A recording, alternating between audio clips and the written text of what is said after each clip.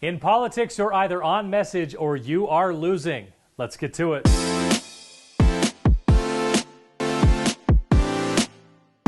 Welcome to On Message, a weekly look at where the battle lines are drawn and who is winning the war of words. This week, Tailor the message.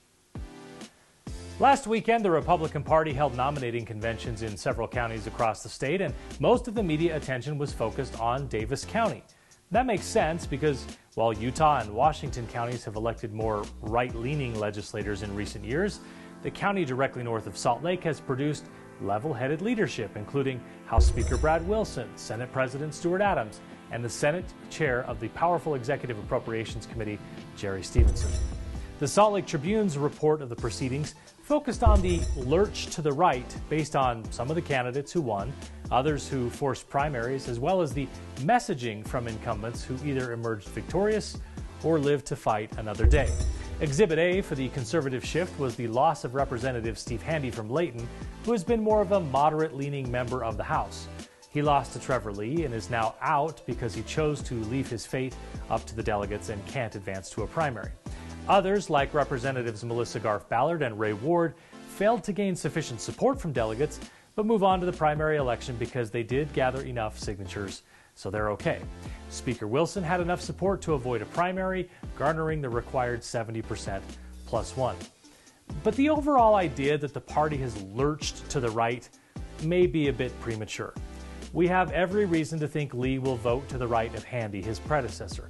But everyone else is in a primary where the going is, frankly, a lot smoother for a moderate, and being an incumbent turns back into an advantage. As for the talking points being more right-leaning and in many cases just some good old-fashioned red meat, well, that shouldn't be a surprise either. Changing your message to suit your audience is essential in politics, and it's no secret that delegates are far more right-wing than the average Utah Republican voter. So when a politician goes to ask for delegate votes, he is smart to tailor his message to that audience. That isn't the same as lying, it's just focusing on where your record or principles align with the voter. Governor Cox, who is not up for re-election, spoke to the Davis County delegates and emphasized his support for the Second Amendment, because it would have been stupid to walk in and talk to that crowd about his veto of the transgender athletics bill. He's not lying about either, he's choosing which message will play best to the audience. Now, the same is true for Speaker Wilson. While he's lauded by many across the state and political spectrum for his focus on saving the Great Salt Lake, that isn't the message that will deliver to the delegates. Instead, he focused on tax cuts, where he has a very strong conservative track record, and on his role reining in emergency powers from the executive branch and unelected health officials. Those are messages much more likely to earn a delegate's vote. Hearing level-headed mainstream conservatives highlight their most conservative votes during the convention shouldn't be a surprise, nor does it mean they've suddenly shifted to the far right. It means they're in office for a reason, and they know how to tailor their message to the audience. And those messages will now shift back to the center as we move into the primary phase and the delegates no longer wield their outsized power.